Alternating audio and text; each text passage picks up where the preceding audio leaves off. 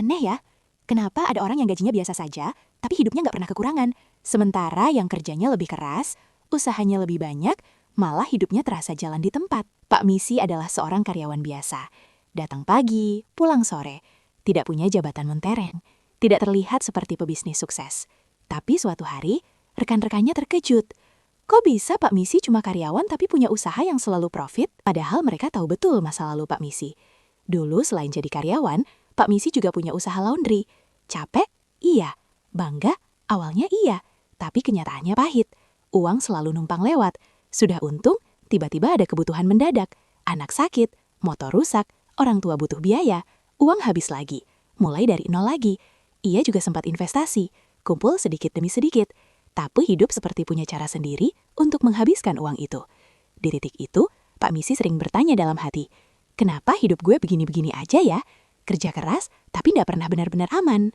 Suatu malam, di sebuah pesta kecil, Pak Misi bertemu seorang coach. Bukan orang yang pamer harta, tidak bicara keras, tapi tenang dan stabil. Pak Misi pun curhat. Coach itu berkata pelan, masalah kamu bukan kurang kerja keras. Masalah kamu adalah cara kamu mengejar uang. Lalu ia melanjutkan, kalau kamu hanya mengandalkan gaji atau usaha yang kamu kerjakan sendiri, kamu sedang membatasi rezeki kamu. Uang besar itu bukan dibangun sendirian. Uang besar lahir dari kerjasama dan sistem. Pak Misi terdiam. Coach itu menutup dengan satu kalimat yang menampar. Berhenti mengejar uang. Mulailah membangun sistem yang mengalirkan uang. Pak Misi bingung. Pak, berarti harus jualan dong. Coach tersenyum. Siapa bilang? Ada sistem yang tidak menuntut kamu jualan, tapi tetap menghasilkan profit besar. Pak Misi kaget. Lah, kalau tidak jualan, uangnya datang dari mana? Coach menjawab. Dari orang-orang yang ingin sama-sama sejahtera. Bukan saling menjual, tapi saling menguatkan lewat sistem. Disitulah Pak Misi mulai paham. Selama ini, frekuensi hidupnya adalah bertahan, bukan berkelimpahan. Ia bekerja keras, tapi sinyal yang dikirim ke semesta adalah takut kekurangan, takut habis, takut gagal. Lewat sistem ini, frekuensinya berubah. Ia tidak lagi mengejar uang, tapi membangun sinyal hidup aman, sinyal berkelimpahan, sinyal tenang.